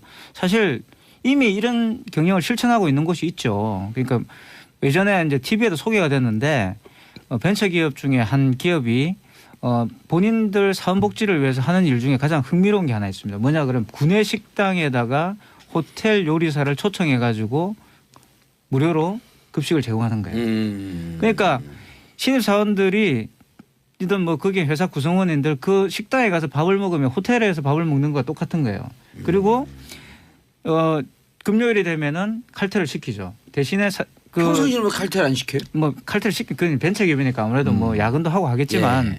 금요일은 무조건 다 칼퇴인 거죠. 야근을 하면은 이제 벌금을 주고 벌칙을 매기고 그리고 그 칼퇴를 할 때 그 식당에서 그 사원들이 들고 갈 음식들 그 집에 가서 가족들과 함께 먹으라고 음식들을 준비해서 다 나눠줍니다. 아니 우리가 10년 전 15년 전에 신흥 젊은 기업으로 성장한 애플이라든지 그렇죠. MS라든지 이런 데 회사 모습이 나오잖아요. 넥타이 매지 않고 캐주얼한 복장으로 언제든지 근무하고 그리고 직장이라고 하는 것이 마치 호텔 로비처럼 되어 있는 이런 것이 워라밸을 그렇죠. 손수 워라밸을 경영했던. 사실 실리콘밸리가 이걸 앞장서서 했던 거고요. 그게 왜냐하면 경영학에서도 사실 창조성이 원천이 되기 때문에. 그러니까 구글이 인터뷰를 제가 봤는데 구글 대표의 예. 인터뷰를 봤는데 재밌는 게 있어요. 구글에서 가장 신경을 쓰는 게 뭐냐. 그러니까 우리는 구내 식당에 가장 신경을 씁니다. 이렇게 이야기를 해요. 왜냐하면 사람들이 회의 자리에서 아이디어를 내는 게 아니라 식당에서 나와 다른 분야에 있는 사람을 만나가지고 아이디어를 얻게 돼 있다는 거죠. 그러니까 식당에 가장 훌륭한 요리사 미슐링 요리사를 데려다 놔요. 구글에서. 예. 그래서 주변에서 먹으러 올 정도로 거기가 유명하단 말이에요. 그러니까 그런 것들이 사실은 별거 아닌 것처럼 보이지만 그것이 지금 현재의 워라밸 라이프 스타일을 실천하는 사람들에게는 굉장히 좋은 회사에 가고 싶은 이유가 되는 거죠. 근데 그게 회사 경영으로 봤을 때 굉장히 좋다는 거예요. 아니 우리 얼마 전에 기사를 봤더니 아이돌 이 연예 기획사 중에 박준영 JYP 말고 SM 말고 또 하나 있잖아요. 큰 데가. 네, 있지요. 네. 뭐죠? 양현석. 그러니까 씨가는 YJ의 구내식당에 나왔어요. YG의 구내식당에 나왔어요. 네. 너무 밥 시간이 좋다는 거예요. 밥이 좋아갖고 그 아이돌들이 쭉 줄을 서갖고 너무너무 우리 식당이 좋다고. 그러니까 아까 말씀하셨던 호텔 셰프를 데리고 온다든지 그 식당 호텔 이 식당을 아주 좋은 그 분위기로 만든다든지 그런 점에서 저는 SBS 구내식당이 제일 좋아요. 밥이 맛있어서. 또 깔때기인데. 그 사실 중요한 거는 밖에 나가서 좋은 거 먹는다 밖에 나가는 PD 작가님들 잘 이해가 안 돼요. 어떨 때는. 구내식당이 최고야.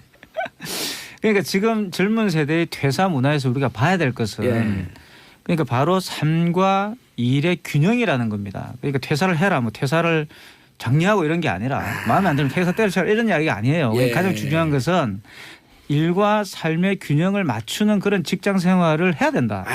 그리고 기업들도 이제 그런 데 신경을 써야 되고 국가 정책도 거기에 맞춰야 된다. 그렇죠. 칼퇴를 해야 된다는 칼퇴를 시켜야 된다는 거예요. 무조건. 그러니까 이렇게 해갖고 워라밸 찾으면서 그만두는 사람이 없게끔 그렇죠. 회사에서 그게 목적인 거죠. 근로 분위기를 바꿔야 된다. 그래 언제든지 내가 회사 그만둬 재충전의 시간을 가질 수 있으면 마치 대학 교수가 연구년 갖는 것처럼 직장에서 연구년을 가져야 되는 거죠. 여의도 미신타파가 6개월 만에 가장 의미 있는 방송을 하는 것 같아 오늘. 신년합도 우리 자리 잡는데 6개월이 걸렸어요. 그래도 우리가 이 패널들 존중하면서 워라밸 직장을 만든 거야 지금까지. 그렇군요. 그만두지 않도록. 네. 감사합니다. 원래 이게 패널들 2달 한 달 만에 바뀌어요. 지난번에 우리 송년회 때 가서 봤죠. 내 코너 왜 없앴냐고 술 먹고 항의하는 사람 봤죠. 경영을 잘 하셔야 되니까. 그래요? 워라밸 경영을 하세요. 우리가 워라밸 경영을 하잖아요. 저는 못해도 우리 또 PD 작가님들 얼마나 잘해요. 응? 구내식당에서 밥 안 먹고 나가서 좋은 거 먹는다는 사람이 이해들이 안 돼 근데. 구내식당을 자 접근하는 박혜선님 오 귀에 쏙쏙 들어옵니다. 정수진님 결혼 안 한 미혼들 이야기 같아요. 저희처럼 애 있는 집은 아둥바둥 살아요. 크크. 그러니까 이분한테는 우리가 끝까지 얘기를 안 드셔서 그래. 아둥바둥 살지 않고 그렇죠. 칼퇴를 해도 많은 급여와 그렇죠. 충분히 인간답게 살 수 있는 이런 회사 분위기를 만들려는 겁니다. 맞아요. 예. 그게 핵심이에요. 이순열님 저도 회사 그만두고 싶어도 못 그만둬요. 먹고 살아야 하니.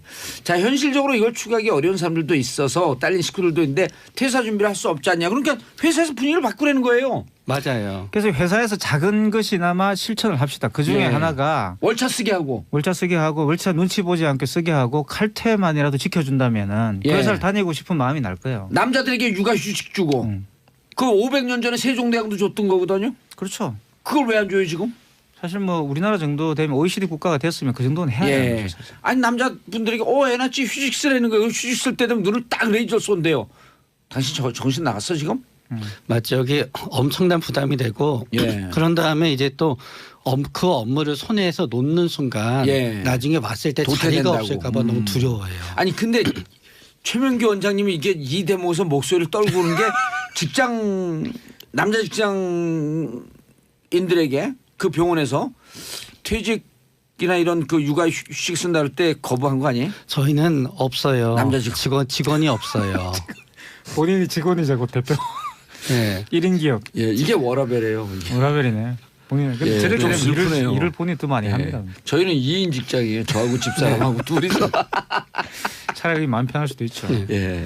그래서 저는 그런 게 단순하게 그냥 뭐 젊은 세대가 헝거리 정치했다 이런 이야기가 아니고 우리가 삶을 인간답게 살 수 있는 그런 기반을 노력해서 만들어 봅시다. 회사에서 그래서 만들어주고 직장에서나마 작게 실천을 해보자. 다니고 싶은 직장을 만들어 보자.